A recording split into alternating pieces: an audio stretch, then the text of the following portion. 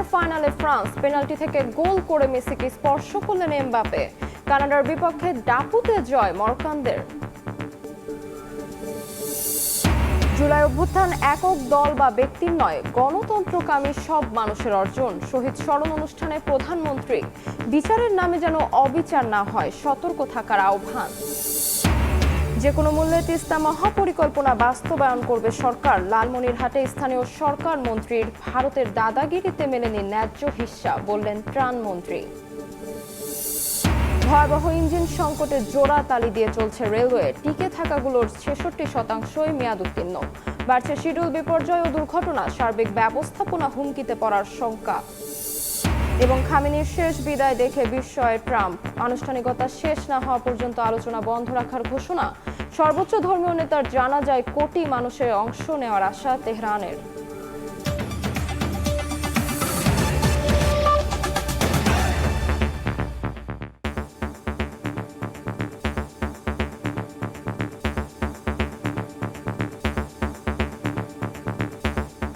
ভোরের সময়ের সঙ্গে আছি আমি তাজমিলা। কাজে আসলো না প্যারাগুয়ের লো ব্লক ডিফেন্স। ১-০ গোলের জয় কোয়ার্টার ফাইনাল নিশ্চিত করল ফ্রান্স। পেনাল্টি থেকে একমাত্র গোলটি করেছেন কিলিয়ান এমবাপে। এবারের বিশ্বকাপে লিওনেল মেসির করা ৭ গোল স্পর্শ করলেন ফরাসি তারকা। গোল্ডেন বুটের লড়াই জমিয়ে রাখলেন এমবাপে। দীর্ঘ ৮-এ দুবারের বিশ্ব চ্যাম্পিয়নদের প্রতিপক্ষ সেনেগাল। বিশ্বকাপে অপ্রতিরোধ্য ফ্রান্স স্বাভাবিকভাবে প্যারাগুয়ের বিপক্ষে ফেভারিট হয়েই মাঠে নামে দুইবারের বিশ্ব চ্যাম্পিয়নরা। তবে লাতিন দলটি ভালোই পরীক্ষা নিয়েছে এমবাপ্পে, দেম্বেলে, উলিসেদের। লম্বা সময় ক্ষিপ্র আক্রমণকে বোতলবন্দি করে রাখে প্যারাগুয়ের রক্ষণ। শুরু থেকেই বল দখল কিংবা আক্রমণে একেবারে একপেশে করে রাখে ফরাসিরা। তবে প্রতিপক্ষের রক্ষণে গিয়ে থমকে থাকতে হয়েছে তাদের। এবারের বিশ্বকাপে অপেক্ষাকৃত ছোট দলগুলো লো ব্লক ডিফেন্সে বড় দলগুলোকে নাস্তানাবুদ করে রাখে। সবশেষ আর্জেন্টিনার বিপক্ষেও দেখিয়েছিল কেপ ভার্দে, যার প্রতিফলন দেখা গেল এই ম্যাচেও। আক্রমণে না যেতে পারলেও রক্ষণকে জমাট বেঁধে রাখতে পেরেছে প্যারাগুয়ে। প্রথম ৩০ মিনিট দাপট দেখিয়েছে ফ্রান্স। ৩৬ মিনিটে বাড়ে উত্তেজনা। প্যারাগুয়ের ডিবক্সের বাইরে এমবাপেকে ফাউল করলে এক পর্যায়ে হাতাহাতি পর্যন্ত হয় ফুটবলারদের মাঝে। যদিও কোনো কার্ড দেখতে হয়নি ফুটবলারদের। ফ্রান্সের দাপট থাকলেও গোল শূন্য শেষ হয় প্রথমার্ধ। দ্বিতীয়ার্ধেও যখন সাফল্য পাচ্ছিল না ফরাসিরা, তখন পরিবর্তন আনে একাদশে। দিজিয়ে দুয়েকে মাঠে নামান দিদিয়ের দেশম, আর তাতেই সাফল্যের মুখ দেখে ফ্রান্স। প্যারাগুয়ের ডিফেন্স ভাঙতে গেলে দুয়েকে ফাউল করেন ফুটবলাররা। যদিও শুরুতে পেনাল্টি দেয়নি রেফারি, পরবর্তীতে VAR-এ পেনাল্টির ঘোষণা দেন উজবেকিস্তান রেফারি। পেনাল্টি শুটআউটেও ছিল দুই দলের ফুটবলারদের মাঝে উত্তেজনা। শুরুতে দেম্বেলে কিক করতে গেলেও তিনি ফিরে এসে এমবাপ্পেকে দেন কিক করতে। এই তারকা অবশ্য কোনো ধরনের মিস করেননি। দারুণ শটে বোকা বানান আলোচিত প্যারাগুয়ে গোলরক্ষককে। ১-০তে লিড নেয় ফরাসিরা। এরপর অবশ্য সমতায় ফিরতে চেষ্টা করেছে প্রতিপক্ষরা, তবে ফ্রান্সের ডিফেন্সের কাছে আর পেরে ওঠেনি। শেষ দিকে অবশ্য দারুণ এক সুযোগ তৈরি করে এমবাপ্পে, তবে গিলের নৈপুণ্যে দুইবারেও জালের ঠিকানা খুঁজে পাননি এমবাপ্পে। শেষ পর্যন্ত ১-০ গোলের জয়ে কোয়ার্টার ফাইনাল নিশ্চিত করল ফ্রান্স। সেই সঙ্গে এবারের বিশ্বকাপে মেসির ৭ গোল স্পর্শ করলেন এমবাপ্পে। আর কোয়ার্টার ফাইনালে ফ্রান্সের প্রতিপক্ষ সেনেগাল। তারেক হাসান শিমুল, সময় সংবাদ। দাপট দেখালেও কঠিন লড়াই করে প্যারাগুয়ের বিপক্ষে জিততে হয়েছে ফ্রান্সকে। তবে শেষ পর্যন্ত এমবাপ্পের করা গোলে উৎসবে মেতেছে গোটা প্যারিস ছাপিয়ে ফ্রান্স। ১-০ গোলে জিতলেও ফুটবলারদের পারফরমেন্সে খুশি সমর্থকরা। এই ধারাবাহিকতা ধরে রেখে পরের ম্যাচগুলোতেও জয় পাবে দুইবারের বিশ্ব চ্যাম্পিয়নরা, প্রত্যাশা দেশটির ভক্ত সমর্থকদের। এবারের বিশ্বকাপের অপ্রতিরোধ্য ফ্রান্সকে শেষ পর্যন্ত রুখে দিতে পারেনি প্যারাগুয়ে। প্রথমার্ধে গোল শূন্যভাবে শেষ হলো। দ্বিতীয়ার্ধের ৭০ মিনিটে পেনাল্টি কিক থেকে গোল নেন কিলিয়ান এমবাপ্পে। তবে ম্যাচটা ফ্রান্সের জন্য খুব একটা সহজ ছিল না। জয় চিনে নিয়ে আনতে তাদেরও কম ঘাম জড়াতে হয়নি। বেশ কয়েকটি আক্রমণ করলেও খুব একটা কাজে লাগাতে পারেনি সেই আক্রমণগুলো ফ্রান্স। অপরদিকে প্যারাগুয়েও পাল্টা আক্রমণ করলেও শেষ পর্যন্ত তারা গোলের দেখা পায়নি। এদিকে এদিনও রাজধানী প্যারিসের বিভিন্ন বার, রেস্টুরেন্ট ও ফ্যান জোনগুলোতে ফরাসি সমর্থকরা একসাথে সমবেত হয়ে ফ্রান্স ও প্যারাগুয়ের ম্যাচ উপভোগ করেছেন। ম্যাচ শেষে তারা ফ্রান্সের জয় উল্লাস করেন নেচে এবং গেয়ে। তাদের প্রত্যাশা ফ্রান্স এবার বিশ্বকাপ নিয়ে আসবে। রাউন্ড অফ 16-তে প্যারাগুয়েকে পরাজিত করে কোয়ার্টার ফাইনালে চলে গেছে দুইবারের বিশ্বকাপ জয়ী ফ্রান্স। সামনে কোয়ার্টার ফাইনাল, সেমিফাইনাল এবং সবশেষে কাঙ্ক্ষিত ফাইনাল। অপ্রতিরোধ্য থেকেই কাপ নিয়ে ঘরে ফিরবে দেশম বাহিনী, এমন প্রত্যাশাই ফরাসি ফুটবল সমর্থকদের। ফ্রান্স প্যারিস থেকে মোহাম্মদ লুৎফুর রহমান বাবু, সময় সংবাদ। আজউদ্দিন ওইনাহির জোড়া গোলে 2026 আসরের সবার আগে কোয়ার্টার ফাইনাল নিশ্চিত করল মরক্কো। কানাডাকে 3-0 গোলে হারালো মরক্কো। ইনজুরির সময়ের শেষ গোলটি করেন সোফিয়ান রাহিমি। 2022 সালের পর টানা দ্বিতীয়বারের মতো শীর্ষ 8-এ পা রাখল তারা। যুক্তরাষ্ট্রের হিউস্টনে রাউন্ড অফ 16-এর প্রথম ম্যাচ। মরক্কোর বিপক্ষে কানাডার লড়াই ছিল দেশটির প্রথমবারের মতো কোয়ার্টার ফাইনালের মাইল ফলকের লক্ষ্যে, কিন্তু মরক্কোর পাওয়ার ফুটবলের সামনে 16-এই থামতে হলো সহ স্বাগতিকদের। শুরুর দিকে মরক্কোকে চাপে রাখে কানাডা। খেলার 10 মিনিটে অসাধারণ এক সেভ করে মরক্কোকে বাঁচান গোলরক্ষক ইয়াসিন বোনো। আক্রমণ প্রতি আক্রমণ আর উত্তেজনায় ঠাসা ম্যাচের প্রথমার্ধে গোলের দেখা পায়নি কোনো দলই। বল দখলে মরক্কো এগিয়ে থাকলেও সুযোগ বেশি তৈরি করেছে কানাডা। কানাডার একটি শটের বিপরীতে মরক্কো শট নিয়েছে 4টি, যেখানে কানাডার 2টি শটের লক্ষ্যে ছিল মরক্কোর মাত্র 1টি। 50 মিনিটে ডান প্রান্তে আশরাফ হাকিমি ফ্রি কিক থেকে সরাসরি শট না নিয়ে বল পাঠান বক্সের কাছাকাছি থাকা আজউদ্দিন ওনাহিকে। দারুণ এক মাটি কামড়ানো শটে বল জালে জড়ান এই মিডফিল্ডার। সমতায় ফিরতে মরিয়া কানাডা একসঙ্গে অনেক খেলোয়াড়কে সামনে তুলে আনে, কিন্তু 82 মিনিটে সেই সুযোগই কাজে লাগায় মরক্কো। বল দখলে নিয়ে দ্রুত পাল্টা আক্রমণে ওঠে তারা। দারুণ এক থ্রো পাস গিয়ে পৌঁছায় ব্রাহিম দিয়াজের কাছে। তার বাড়িয়ে দেয়া বলে কোনো ভুল করেনি আজউদ্দিন ওনাহি। জোরালো শটে ম্যাচে নিজের দ্বিতীয় গোলটি করেন ওনাহি। 2-0 গোলের লিড নেয় আফ্রিকার দেশটি। ম্যাচে ফিরতে মরিয়া কানাডা খেই হারায় শেষ মুহূর্তে। আরও এক গোল হজম করে প্রথমবার রাউন্ড অফ 16 খেলতে আসা দলটি।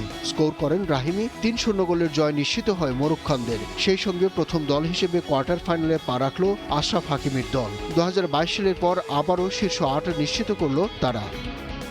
আব্দুল্লাহ শাফি, সময় সংবাদ। ঘরের মাঠে স্বপ্ন ছিল বড়, তবে কানাডার স্বপ্ন ভঙ্গ হলো মরক্কোর সঙ্গে লড়াই করে। তবে প্রথমবার নক আউটে উঠে ইতিহাস করল কানাডিয়ানরা। ফুটবলারদের লড়াকু মনোভাব মন জয় করেছে ভক্তদের। তারা বলছেন নতুন যুগের শুরু হলো এখান থেকে। কানাডা থেকে আরও জানাচ্ছেন রাশেদ লিমন। মরক্কোর এই উৎসবের পিছনেই লুকিয়ে আছে স্বাগতিক কানাডার এক বিষাদের গল্প। তবে এবার বিশ্বকাপে এই কানাডার জয়রাত যদি দেখা হয় বা কানাডার যে স্বপ্নযাত্রা যদি দেখা হয়, তাহলে আসলে কি সেই গল্পটা বিষাদের, নাকি নতুন এক ইতিহাস লেখা হয়েছে এই কানাডার হাত ধরে? Canada has exceeded the expectation of the people. I mean, no one expected to reach to that level. It was a very tough game with Morocco. I think what we have achieved today as a Canadian team is excellent. We're looking forward for a new tournament. Hopefully, improvements will be seen. We don't imagine they will be like that. They are very, very, very good and they are strong. And we love Canada. And let's go Canada. Maybe next World Cup, Canada will always good. We love Canada. এবার আসি আয়োজক হিসেবে Canada কেমন ছিল। Toronto আর Vancouver মিলিয়ে কানাডার যে কয়েকটি ম্যাচ হয়েছে, আয়োজক হিসেবে কিন্তু কানাডা দর্শকদের, বিশেষ করে বিদেশি দর্শকদের মন জয় করতে পেরেছে। বিশেষ করে আমরা দেখেছি পর্তুগাল টিম, তারা কিন্তু নিজেদের ম্যাচ শেষ হওয়ার পরেও কিন্তু এখানে প্র্যাকটিস করেছে। স্বয়ং রোনালদোও কিন্তু আয়োজক হিসেবে কানাডার বেশ প্রশংসা করেছে। যদিও আর একটি মাত্র ম্যাচ বাকি রয়েছে কানাডার ক্ষেত্রে। কানাডার যদিও সেটা ভ্যাঙ্কুভারে হবে, টরন্টোতে নয়। তবে সবকিছু মিলে ক্ষেত্রে বলাই যায় ফুটবল দুনিয়ায় কানাডা নতুন পরাশক্তি হিসেবে এবার যে জানান দিয়েছে, তাদের এই তরুণ টিম নিয়ে তারা যদি সামনে এগিয়ে যায়, তাহলে আসলেই এর পরের বিশ্বকাপ কিংবা বড় কোনো আসরে কানাডাকে অবশ্যই সমীহ করে চলতে হবে। সেক্ষেত্রে পুরোপুরি বলাই যায় এই বিশ্বকাপ কানাডা নতুন ইতিহাস লিখেছে। এই বিশ্বকাপ কানাডার বিশ্বকাপ, সেটা ট্রফি কানাডা হাতে পাক বা না পাক, নতুন এক কানাডা ফুটবল ইতিহাসে, অর্থাৎ যে দেশটিতে আইস হকি কিংবা বেসবলের একটি দেশে ফুটবলকে জনপ্রিয় করে তুলতে বা ফুটবলকে প্রতিষ্ঠা করতে এবার বিশ্বকাপ এক গুরুত্বপূর্ণ ঘটনা হয়ে থাকবে এই কানাডার ইতিহাসে। রাশেদ লিমন, সময় সংবাদ, টরন্টো, কানাডা। এবার অন্যান্য প্রসঙ্গ। জুলাই অভ্যুত্থান কোনো একক দল বা ব্যক্তির নয়, গণতন্ত্রকামী ও শান্তিপ্রিয় সব মানুষের অর্জন। জুলাই অভ্যুত্থানে শহীদদের স্মরণ অনুষ্ঠানে একথা বলেন প্রধানমন্ত্রী তারেক রহমান। জুলাই হত্যাকাণ্ডে জড়িতদের দেশের আইন অনুযায়ী বিচার হবে জানিয়ে সরকার প্রধান বলেন, বিচারের নামে কারো প্রতি যেন অবিচার না হয় সে বিষয়ে সতর্ক থাকতে হবে। দেশ ও জাতির ভাগ্য পরিবর্তনে ঐক্যবদ্ধ থাকার পাশাপাশি সবার সহযোগিতা চান প্রধানমন্ত্রী। মিজানুর রহমানের ক্যামেরায় আহমেদ সালেহিনের রিপোর্ট। জুলাই অসংখ্য আর্তনাদের গল্প, ইতিহাস বদলে দিয়ে আত্মত্যাগ, প্রাপ্তির ভাণ্ডারে স্বৈরাচার ফ্যাসিস্ট মুক্ত নতুন ভোর, বদলে যাওয়া অন্য এক বাংলাদেশ। 24-এর রক্তাক্ত জুলাই স্মরণে রাজধানীর বাংলাদেশ চীনমৈত্রী সম্মেলন কেন্দ্রে অভ্যুত্থানে আত্মদানকারী শহীদ ও আহত পরিবারের সদস্যদের নিয়ে জাতীয় সম্মেলন। মুক্তিযুদ্ধ মন্ত্রণালয়ের সহযোগিতায় এই সম্মেলনের যৌথ আয়োজক জুলাই 24 শহীদ পরিবার সোসাইটি ও আমরা জুলাই যোদ্ধা সংগঠন। জীবন দিয়েছে আপনজন। সম্মেলনে প্রধান অতিথির বক্তব্যে প্রধানমন্ত্রী তারেক রহমান বলেন, প্রতিশোধ নয়, ঐক্যবদ্ধভাবে দেশকে এগিয়ে নিতে কাজ করছে তার সরকার। আমি যদি আমার মাকে জিজ্ঞেস করতাম যে আপনি কি চান আপনার সাথে যে অবিচার অন্যায় হয়েছে তার প্রতিশোধ আমি নেই, কারণ সেই প্রতিশোধ নেবার ক্ষমতা আল্লাহ রাব্বুল আলামিন আমাকে দিয়েছেন। আমার মায়ের সন্তান হিসাবে আমি নিশ্চিত আমার মা আমাকে বলতেন, তোমার দায়িত্ব দেশের সকলকে ঐক্যবদ্ধ করে সামনে এগিয়ে যাওয়া, দেশকে সামনে নিয়ে যাওয়া। আমি যদি আমার ভাইটিকে জিজ্ঞেস করতে পারতাম যে তুমি কি চাও তোমার সাথে যে অন্যায় যে অবিচার হয়েছে, যেভাবে তোমাকে মৃত্যুর মুখে ঠেলে দেওয়া হয়েছে, যারা এর জন্য দায়ী তাদের বিরুদ্ধে আমি প্রতিশোধ নেই, কারণ সেই ক্ষমতা আল্লাহ আমাকে এখন দিয়েছেন। আমি নিশ্চিত দুভাই আমরা একসাথে বড় হয়েছি, তাকে আমি চিনি, তাকে আমি জানি, একই রক্ত আমাদের শরীরে প্রবাহিত। আমার ভাইটিও সেই একই উত্তর দিত যে উত্তরটি আমার মা আমাকে দিতেন। জুলাইকে বিতর্কিত না করতে সবার প্রতি আহ্বান জানান সরকার প্রধান। বলেন, জুলাই কারো একক বা দলীয় অর্জন নয়, গণতন্ত্র প্রিয় সকল মানুষের। যে অর্জন আমরা করেছি, এই অর্জন কোনো একক ব্যক্তি, কোনো একক রাজনৈতিক দলের অর্জন নয়, বরং এই অর্জন দল মত নির্বিশেষে বাংলাদেশের প্রত্যেকটি গণতন্ত্রকামী, প্রত্যেকটি শান্তিপ্রিয় মানুষের এটি অর্জন। রাষ্ট্র, দেশ তার যথাসাধ্য দিয়ে আপনাদেরকে মূল্যায়নের চেষ্টা করবে, আপনাদের আত্মত্যাগকে মূল্যায়ন করবে, কিন্তু একই সাথে আপনাদের আত্মত্যাগকে যেরকম মূল্যায়ন করবে, আপনাদের বিরুদ্ধে যে অন্যায় হয়েছে, আপনাদের বিরুদ্ধে যে অন্যায় হয়েছে, যেভাবে আপনার আপনজনকে হত্যা করা হয়েছে, অবশ্যই তার জন্য যারা দায়ী তাদেরও বিচার হবে এই দেশের আইন অনুযায়ী। প্রতিটি আত্মত্যাগের রাষ্ট্রীয় মূল্যায়নের ঘোষণা দিয়ে প্রধানমন্ত্রী বলেন, বিচারের নামে স্বৈরাচার সরকারের মতো অবিচার করতে চায় না তার সরকার। প্রয়োজনে সময় নিয়ে প্রকৃত দায়ীদের সঠিক বিচার করার প্রত্যয় ব্যক্ত করেন তারেক রহমান। অবশ্যই আমাদেরকে খেয়াল রাখতে হবে যে আইন অনুযায়ী, আইনে যে সকল নিয়ম করা হচ্ছে সবগুলো বজায় রেখে, দরকার হলে আমরা একটু সময় নেব, কিন্তু যে অন্যায়কারী, যে হত্যাকারী, তার যাতে সঠিক বিচার হয়। স্বৈরাচার যেমন অবিচার করেছিল, আমরা বিচারের নামে কারো প্রতি যেন অবিচার না হয় সে বিষয়টিতেও আমাদের সচেতন থাকতে হবে। জুলাই শহীদ ও আহতদের পরিবারের পাশে থাকার ঘোষণা দিয়ে সবাইকে দেশের স্বার্থে ঐক্যবদ্ধ থাকার আহ্বান জানান প্রধানমন্ত্রী তারেক রহমান। জাতিকে বিভক্ত করে দেশকে কখনো সামনে নেওয়া যায় না। আহমেদ সালেহিন, সময় সংবাদ, ঢাকা। জুলাই গণ অভ্যুত্থানের সময় সন্ত্রাসী কর্মকাণ্ডের দায়ে দল হিসেবে আওয়ামী লীগকে দ্রুতই বিচারের কাঠগড়ায় দাঁড় করানো হবে বলে জানিয়েছেন স্বরাষ্ট্রমন্ত্রী। দেশের মাটিতে দলটি আর রাজনীতি করতে পারবে না বলেও হুঁশিয়ারি দিয়েছেন তিনি। প্রকৃত জুলাই যোদ্ধাদের গ্যাজেটভুক্ত করার প্রতিশ্রুতি দেন মুক্তিযুদ্ধ বিষয়ক মন্ত্রী। ছেলে মারা যাওয়ার 7 মাস 13 দিনের মাথায় আমার হাজবেন্ড ব্রেন স্ট্রোক করে মারা যায়। জুলাই শহীদ আব্দুল্লাহ জাবিরের মায়ের আর্তনাদে ভারী হয়ে ওঠে চীনমৈত্রী সম্মেলন কেন্দ্র। সন্তান হারানোর বেদনা আর পরবর্তী সময়ের অপমান বিড়ম্বনার কথা উঠে আসে ছেলেহারা বাবাদের কণ্ঠেও। ভিডিও করতে যে তার অপরাধ ছিল, আমার বাবার বিরাজের বুকটা ঝাড়ঝা করে দিয়েছে সেই মাফিয়া হাসিনার পুলিশ বাহিনীরা। আদৌ আমাদের ছেলে মেয়েদের বিচার পাবো কিনা আমি জানি না। প্রধানমন্ত্রীর কাছে আমি এতটুকু আবেদন করবো, যে কোনো একজনের বিচার হলে করে আপনারা দেখান।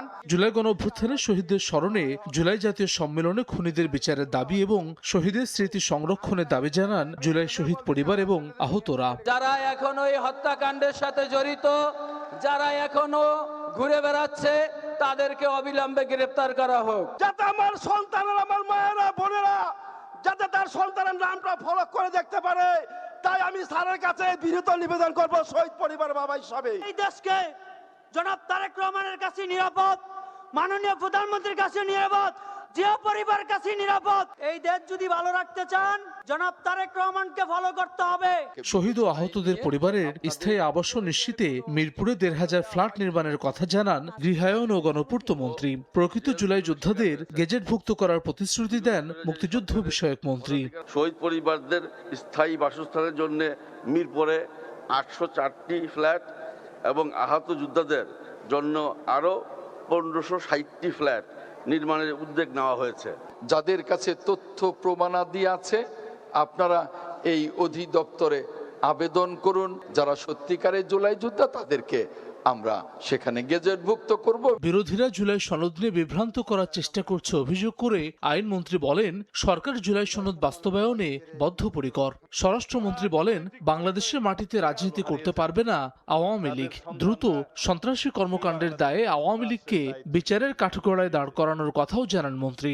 আমরা জুলাই সনদের প্রতিটা অনুচ্ছেদ অক্ষরে অক্ষরে পালন করতে বদ্ধপরিকর।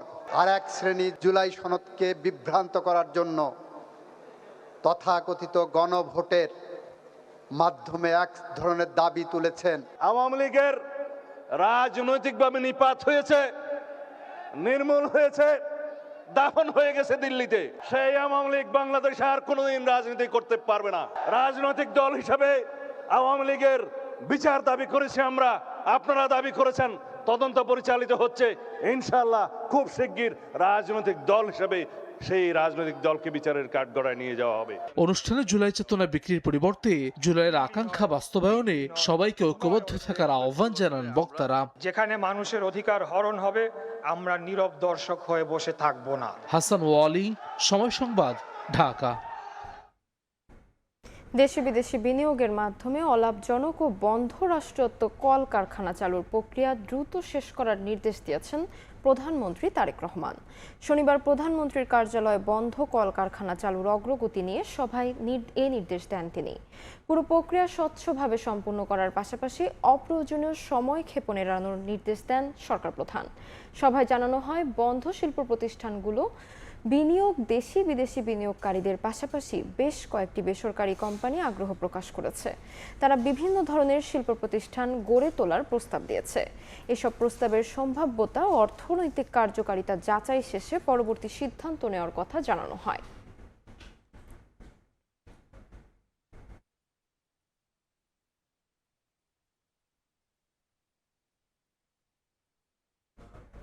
যে কোনো মূল্যে বর্তমান সরকার তিস্তা মহাপরিকল্পনা বাস্তবায়ন করবে বলে জানিয়েছেন স্থানীয় সরকার মন্ত্রী মির্জা ফখরুল ইসলাম আলমগীর।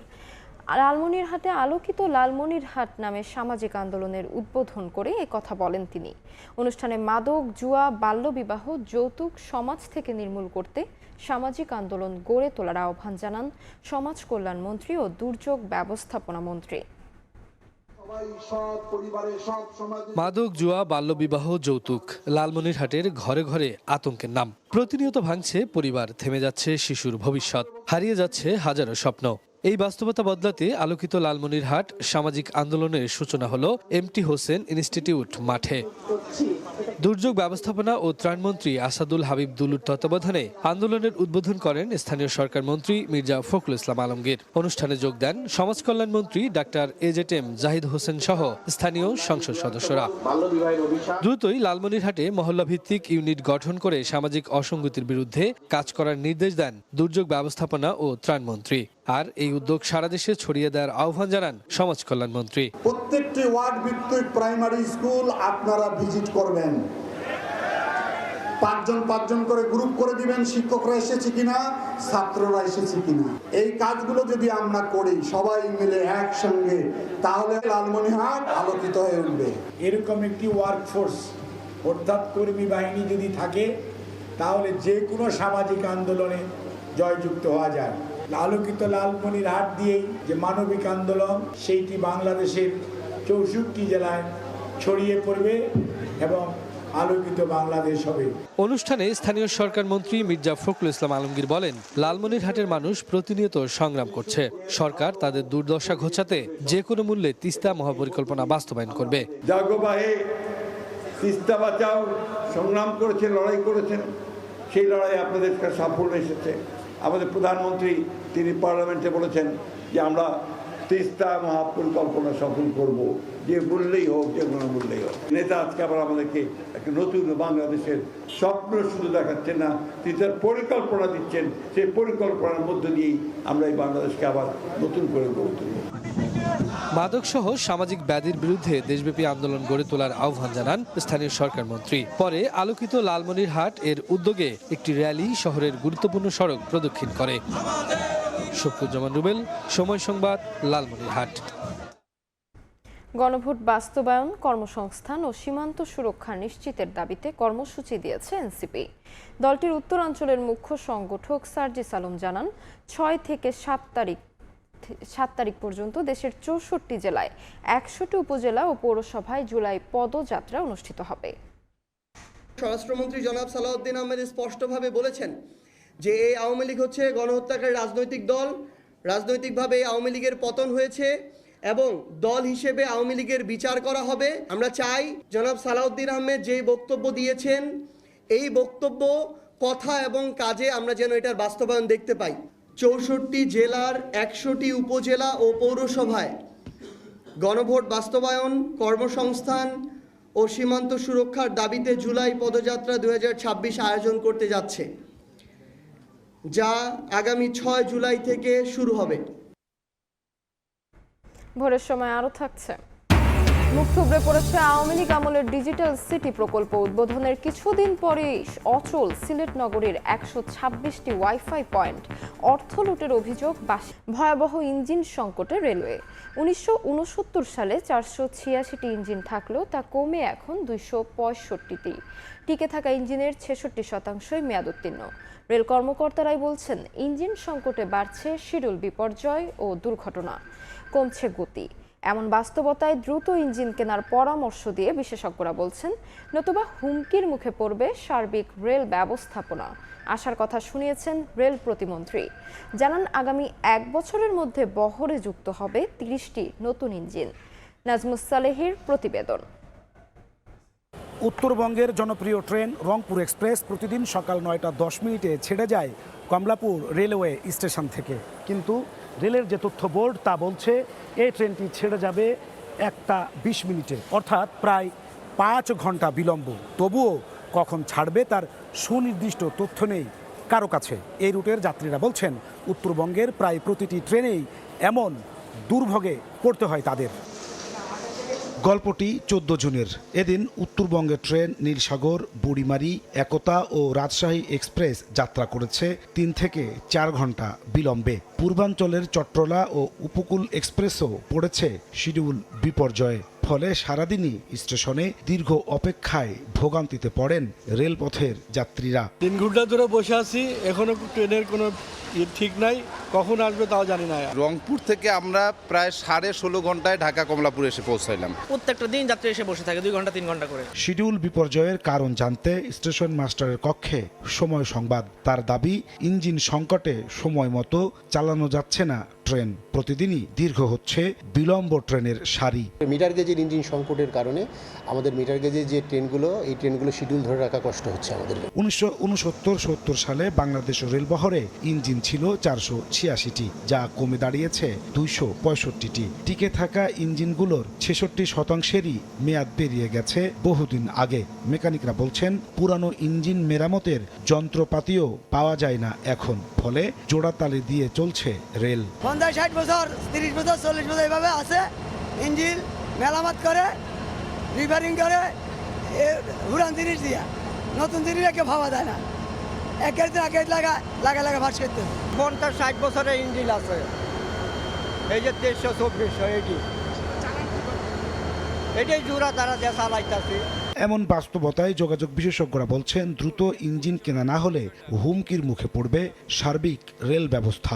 বাণিজ্যিকভাবে তো রেল ইতিমধ্যে ক্ষতিগ্রস্ত, সেখানে অর্থনৈতিক ক্ষতির মধ্যে পড়বে, যাত্রী সেবা বিঘ্নিত হবে। সেক্ষেত্রে আসলে পুরো রেল পরিচালনা এটা কিন্তু ভেঙে পড়ার আমি একটা বড় সম্ভাবনা দেখছি। আশার কথা শোনালেন রেল প্রতিমন্ত্রী। জানান 6 মাস থেকে 1 বছরের মধ্যে আসবে 30টি নতুন ইঞ্জিন। পুরোপুরি সংকট কাটতে সময় লাগবে আরও। 30টা লোকোমোটিভ যতটুকু পাইপলাইনে আছে সেটাকে আমাকে ধরে নিতে হবে 6 মাস থেকে 1 বছরের মধ্যে। আমরা নতুনভাবে যা করতেছি এগুলি ধরে নিতে হবে যে 2 বছর পর আমরা যে এই সেবাটা নিশ্চিত করতে পারবো। বর্তমানে 6টি প্রকল্পে 166টি ইঞ্জিন কেনার পরিকল্পনা নিয়ে কাজ করছে বাংলাদেশ রেলওয়ে। নাজমুস্তালেহি, সময় সংবাদ, ঢাকা। দীর্ঘদিন দাবি জানালেও নেত্রকোনায় 12 কিলোমিটার রেল লাইন সম্প্রসারণ হয়নি। এতে দুর্ভোগে অন্তত 10 লাখ মানুষ। যদিও এলাকা পরিদর্শন শেষে রেল প্রতিমন্ত্রী আশ্বাস দিয়েছেন সম্ভাব্যতা যাচাই করে দ্রুতই সম্প্রসারণের কাজ শুরু হবে।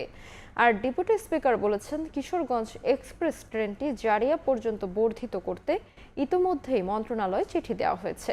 আলপনা বেগমের তথ্য ও আবু সুফিয়ানের ছবিতে রিপোর্ট।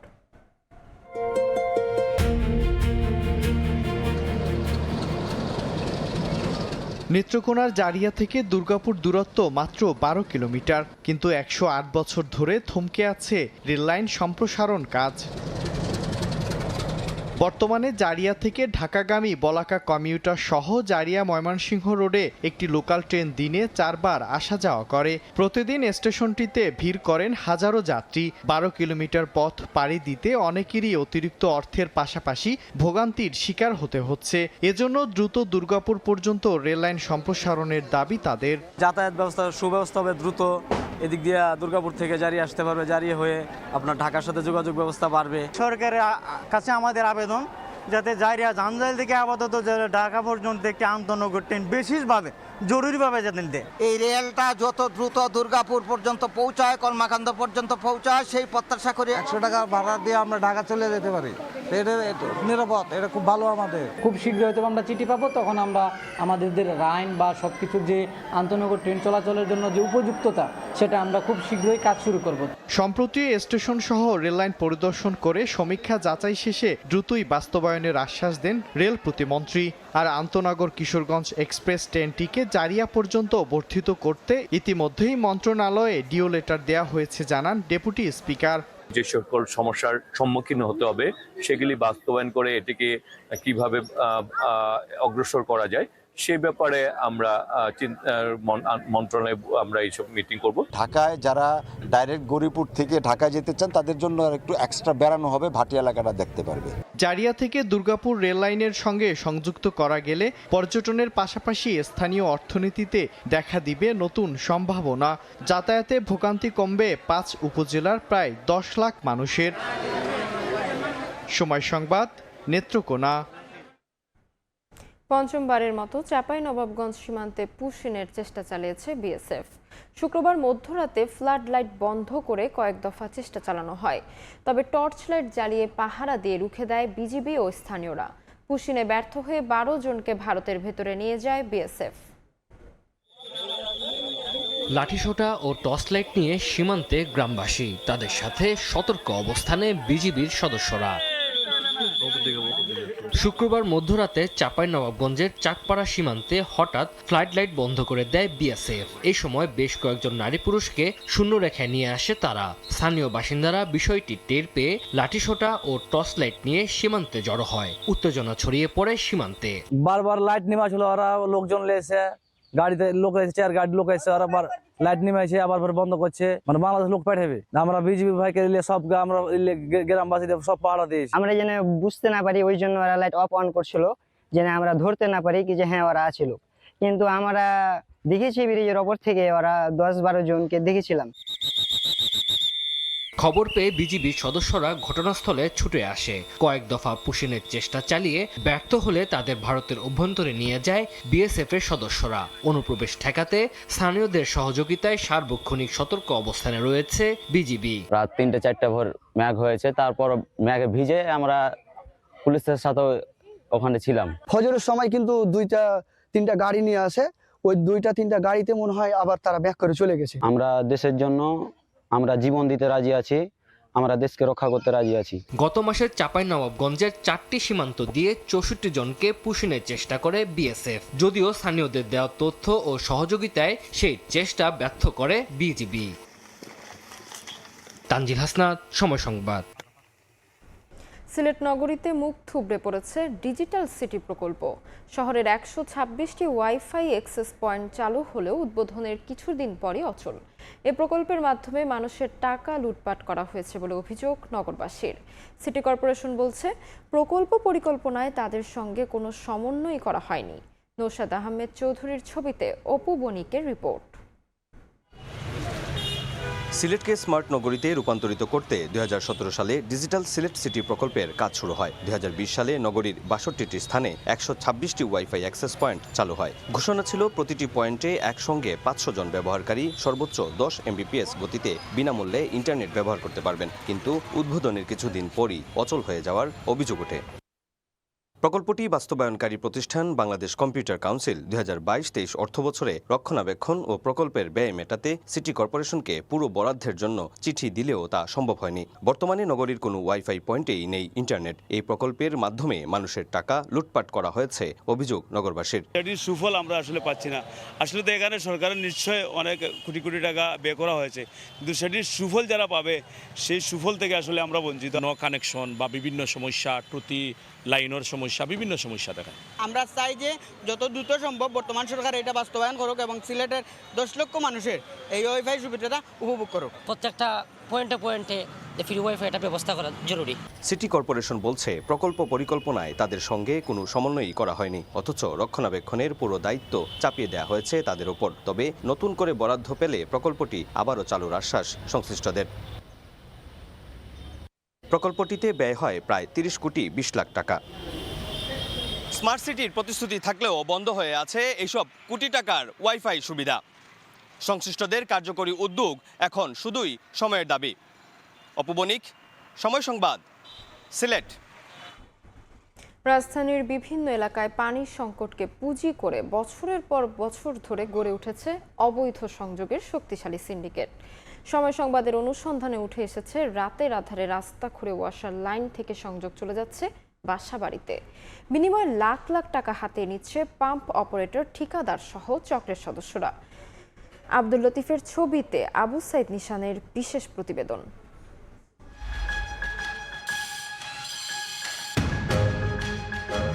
লাইন দিতেছে, আবার কাটতেছে।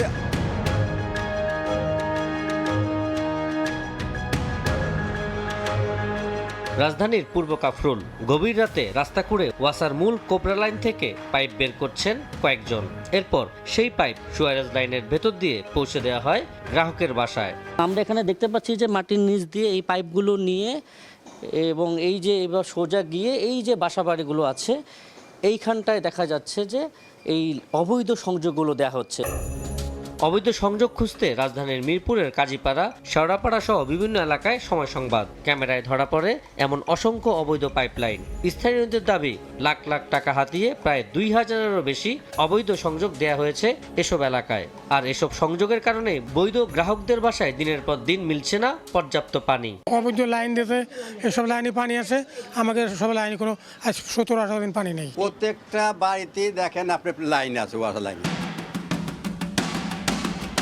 অভিযোগের সত্যতা যাচাইয়ে গ্রাহক সেজে যোগাযোগ করা হয় ওয়াসার শেওড়াপাড়া 4 পাম্পের অপারেটর শাওনের সঙ্গে। গোপন কথোপকথনে তিনি সংযোগের ব্যবস্থা করে দেওয়ার আশ্বাস দেন। লাইনের ব্যাপারে তাহলে একটু হেল্প করেন আপনি। কিন্তু ক্যামেরা নিয়ে তার কর্মস্থলে গেলে পাল্টে যায় দৃশ্য। সব অভিযোগ অস্বীকার করেন শাওন। আমার ফাঁসানোর জন্য আর কি করছে। আমি যে মানে ওদের সামনে যে রিপোর্টটা দিচ্ছি, আমি এই জায়গায় 2 জন লোককে চিনি, সেটা হলো লেখক আর শান্ত। তবে সময় সংবাদের হাতে এসেছে শাওনের সম্পৃক্ততার একাধিক অডিও, ভিডিও ও অন্যান্য দালিলিক তথ্য, যা তার বক্তব্যের সঙ্গে মিল নেই। সেই সূত্র ধরে এগোতেই পরিচয় হয় চক্রের আরেক সদস্য ঠিকাদার শান্তর সঙ্গে। টাকা নিয়ে তারপর ওইখান থেকে কানেকশনগুলো করে দেয়।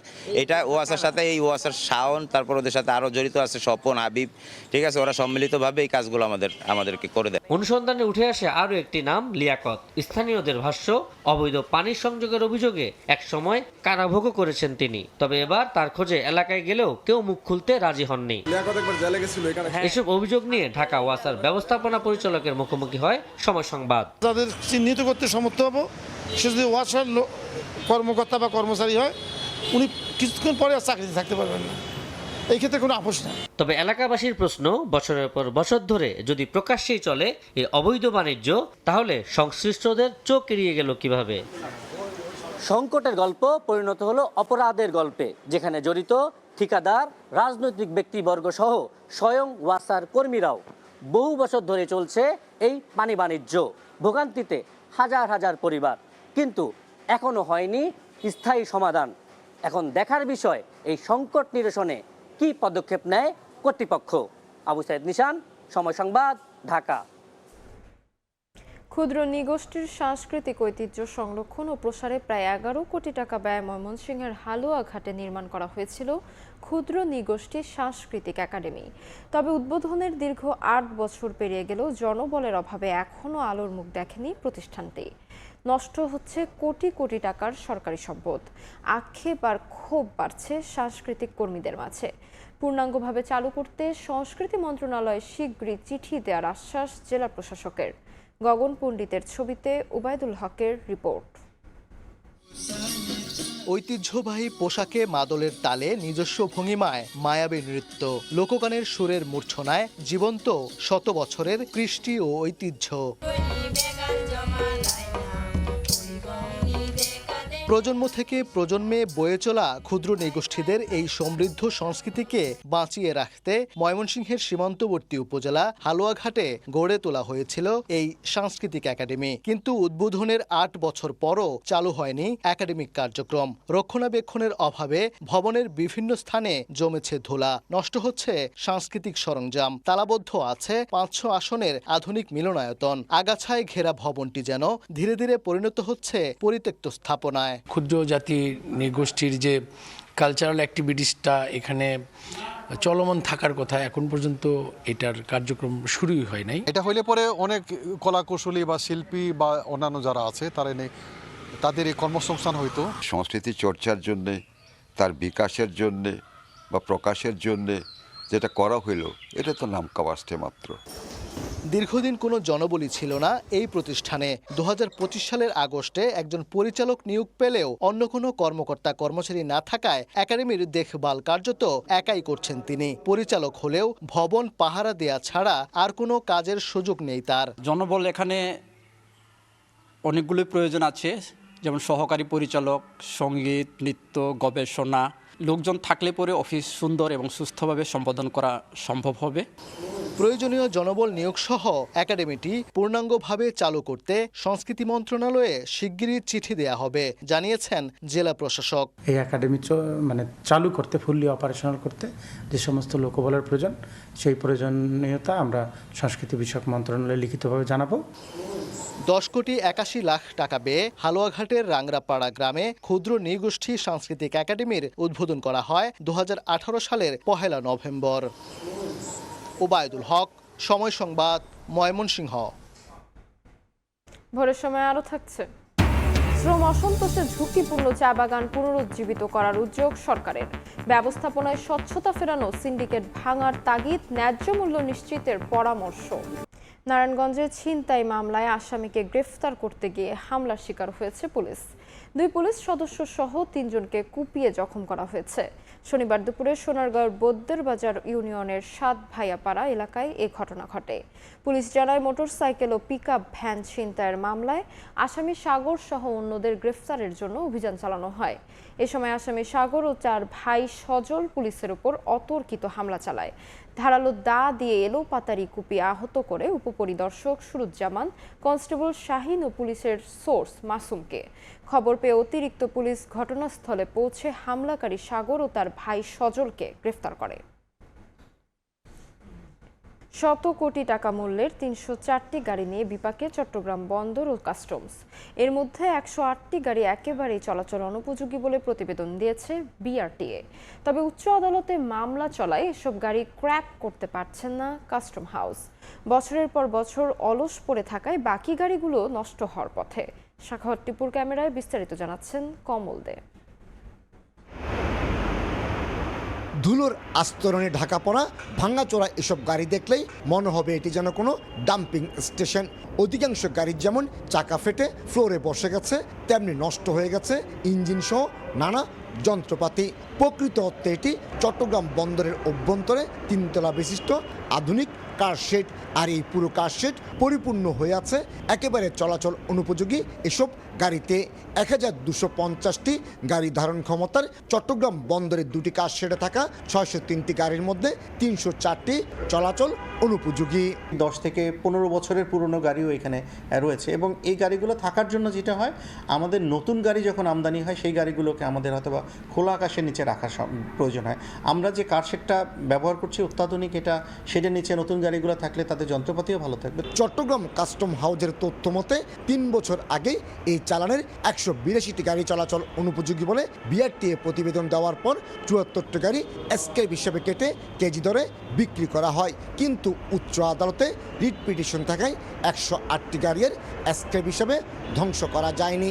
এর বাইরে আরও 27টি গাড়ি রিট পিটিশন উচ্চ আদালতের সিদ্ধান্তের অপেক্ষায় রয়েছে।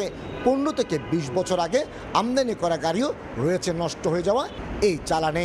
নিলাম বা ধ্বংসের কার্যক্রম এর ক্ষেত্রে আটকে যাওয়ার অন্যতম কারণ হচ্ছে উচ্চ আদালতের যদি কোনো নির্দেশনা থাকে, এক্ষেত্রে উচ্চ আদালতে মামলা পেন্ডিং থাকতে পারে, রিট থাকতে পারে।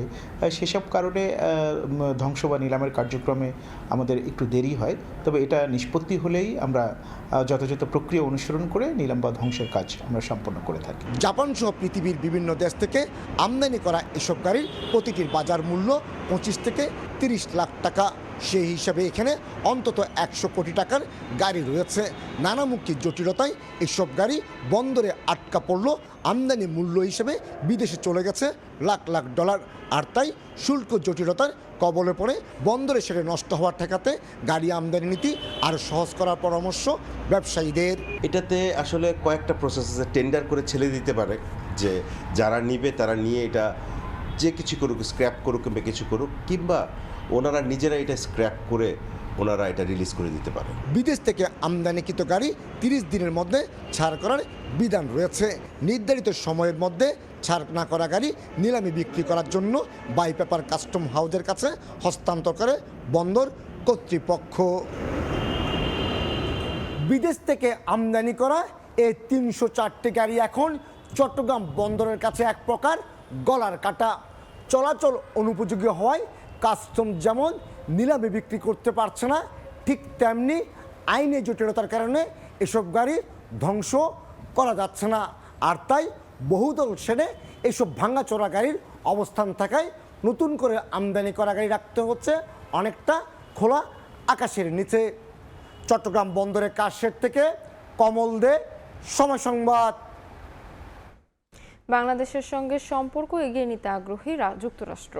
প্রযুক্তি, ফার্মাসিউটিক্যাল, ডিজিটাল অর্থনীতি, ডিফেন্স সহ বিভিন্ন খাতে দুই দেশ একসঙ্গে কাজ করতে পারে বলে মন্তব্য করেছেন মার্কিন রাষ্ট্রদূত ব্রেন্ট ক্রিস্টেনসেন। রাজধানীর বনানীতে যুক্তরাষ্ট্রের 250 বছর পূর্তি উপলক্ষে আয়োজিত অনুষ্ঠানে তিনি বলেন, আমেরিকা ফার্স্ট মানে যুক্তরাষ্ট্র একা নয়, বরং সব দেশকে এগিয়ে নিয়ে যাওয়া। বাংলাদেশে মার্কিন বিনিয়োগ সম্প্রসারণে অ্যামচেমের ভূমিকার কথা তুলে ধরেন তিনি। অনুষ্ঠানে প্রধানমন্ত্রীর উপদেষ্টা মাহাদি আমিন বলেন, অন্তর্ভুক্তিমূলক গণতান্ত্রিক উন্নয়নে যুক্তরাষ্ট্রের সহযোগিতা চায় বাংলাদেশ।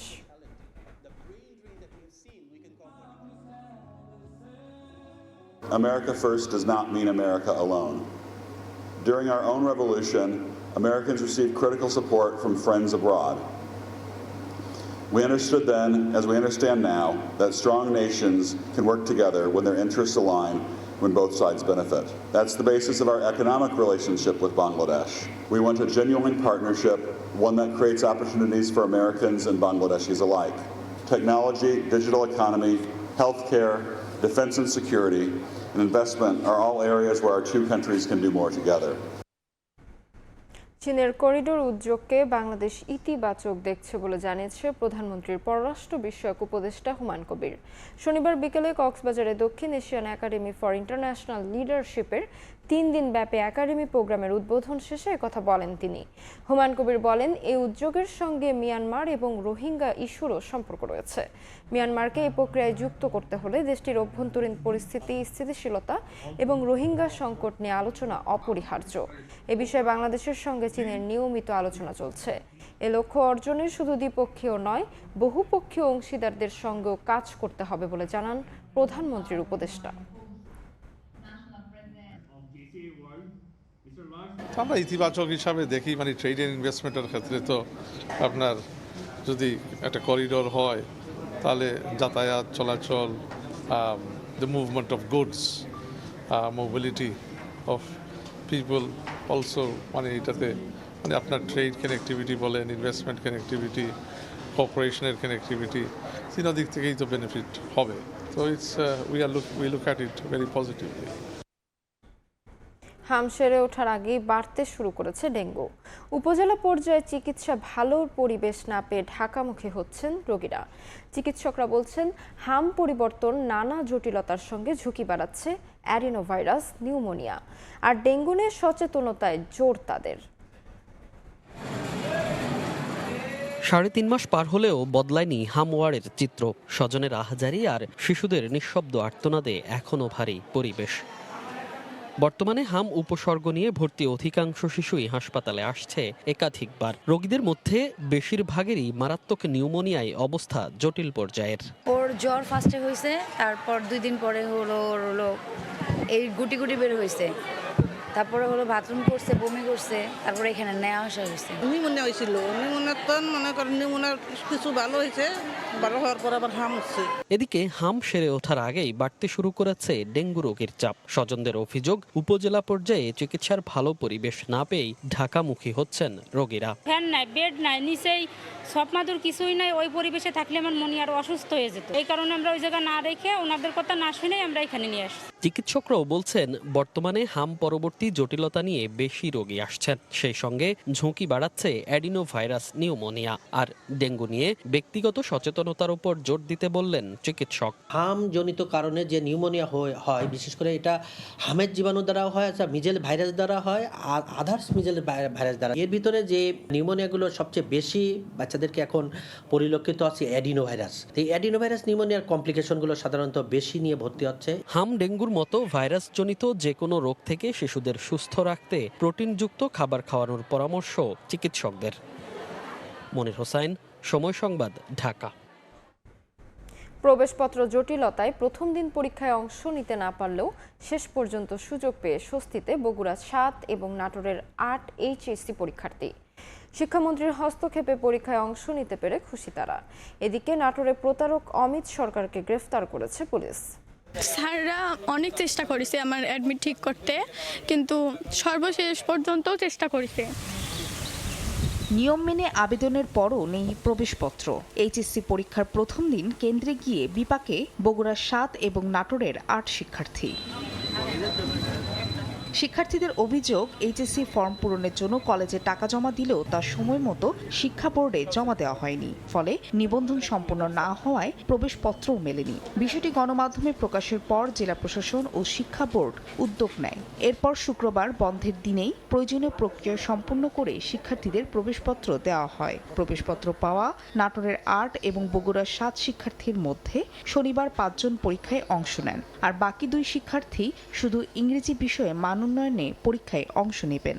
একটা বছর আমাদের জীবন থেকে হারিয়ে যাচ্ছিল, কিন্তু যখন স্যার ফোন দিছিল যে তোমাদের অ্যাডমিট কার্ড তৈরি হয়েছে, তখন অনেক আনন্দ লাগছে। আর আমার পরীক্ষা দিতে পারতেছে, এই সব কিছু। শিক্ষামন্ত্রী তারা অনেক চেষ্টার ফলে আমাকে পরীক্ষা দিতেছে, আমি তার জন্য অনেক খুশি। শিক্ষার্থীদের পরীক্ষায় অংশগ্রহণের সুযোগ করে দেওয়ায় স্বস্তি জানিয়েছেন শিক্ষকেরাও। আমি এই জন্য শিক্ষা মন্ত্রণালয় সহ বোর্ড এবং আমাদের স্থানীয় সরকার পল্লী উন্নয়ন সমবায় মন্ত্রণালয়ের প্রতিমন্ত্রী জনাব মীর শাহ আলম স্যারকে অসংখ্য ধন্যবাদ জানাই। তবে দ্বিতীয় পরীক্ষায় অংশ নিতে পারলেও প্রথম পরীক্ষার বিষয়ে পরবর্তীতে সিদ্ধান্ত নেওয়ার কথা জানায় বোর্ড কর্তৃপক্ষ।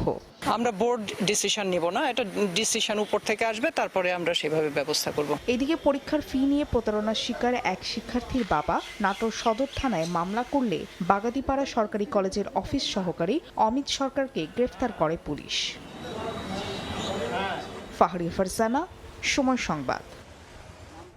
নতুন প্রজন্মের কাছে নজরুলের সাহিত্য, সঙ্গীত ও দর্শনকে সঠিকভাবে পৌঁছে দেওয়ার আহ্বান জানিয়েছেন পররাষ্ট্র প্রতিমন্ত্রী শামা ওবায়দ ইসলাম। শনিবার বিকেলে ফরিদপুরে নজরুল বর্ষ উপলক্ষে আয়োজিত অনুষ্ঠানে প্রধান অতিথির বক্তব্যে তিনি এই আহ্বান জানান। বলেন, কাজী নজরুল ইসলাম ছিলেন বিদ্রোহের প্রতীক, সাম্যর দূত, মানবতার কণ্ঠস্বর এবং বাঙালির অসাম্প্রদায়িক চেতনার সৃষ্টির অন্যতম নির্মাতা। নজরুল কেবল একজন কবি নয়, তিনি একটি চেতনা, একটি আন্দোলন এবং অনন্ত প্রেরণার নাম বলে উল্লেখ করে প্রতিমন্ত্রী।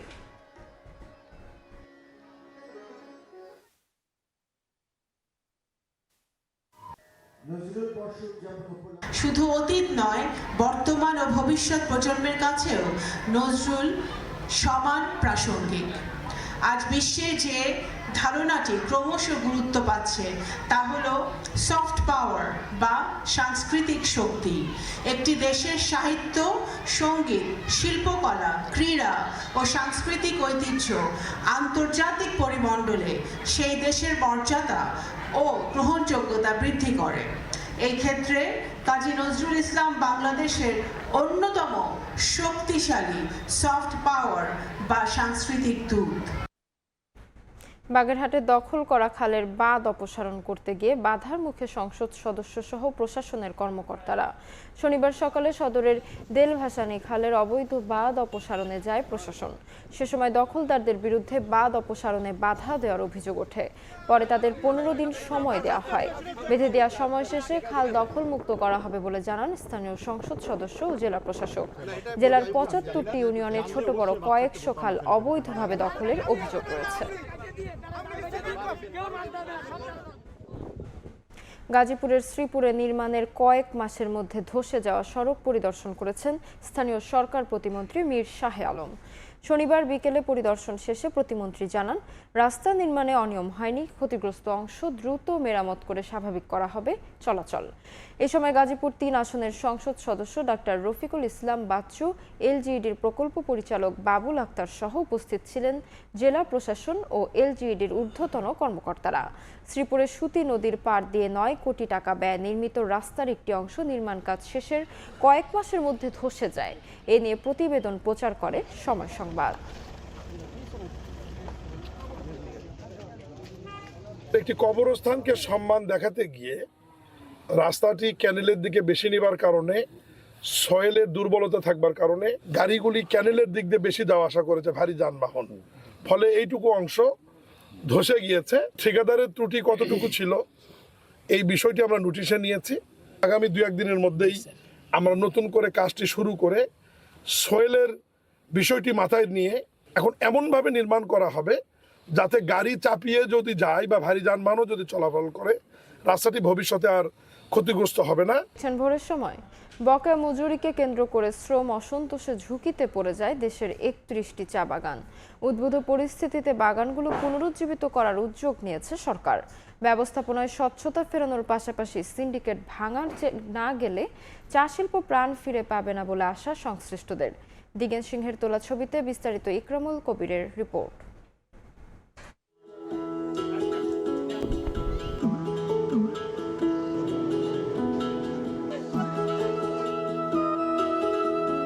সিলেটের বুরজান চা বাগান 8 মাস বন্ধ ছিল। বাংলাদেশ চা বোর্ড ও জেলা প্রশাসন এই বাগানের 1500 শ্রমিক কর্মচারীর মানবিক দিক বিবেচনায় এনে বাগান পরিচালনায় 1 বছরের জন্য স্থানীয় একটি কোম্পানিকে কেয়ারটেকারের দায়িত্ব দেয়। তবে 8 মাস বাগান বন্ধ থাকাকালীন শ্রমিকদের বেতন ভাতার বিষয়টি ঝুলে আছে। ফার্দার আগ বাড়তে পারে নাই, তখন ওরা চাইছে থার্ড পার্টি কাউকে দিয়ে এটা চালানোর জন্য, তখন ওরা আমাদেরকে প্রপোজ করছে। আমাদের মেডওয়াপ নাই, আর তারপরে মেডিকেলের কোনো চিকিৎসার খরচ নাই। মাছ কোম্পানির এক মালিকে আমরা লগে সহযোগিতা করছে, করার পরে তাই নিয়ে আমরা কইছে তোমরা কাজ করো, আমরা তোমরা সহযোগিতা কইরা যাবো। নিরিখের উপরে নির্ভর আমরা ওই যে 178 টাকা এটাই দিই। 2024 সালের 5 আগস্ট পরিবর্তিত পরিস্থিতিতে কিছু চা বাগানের মালিক বাগান রেখে পালিয়ে যান। এতে বাগান ব্যবস্থাপনায় বিশৃঙ্খলা দেখা দেয়। অনেক বাগানে শ্রমিকের মজুরি সঠিকভাবে পরিশোধ না করায় শ্রমিক অসন্তোষ দেখা দেয়।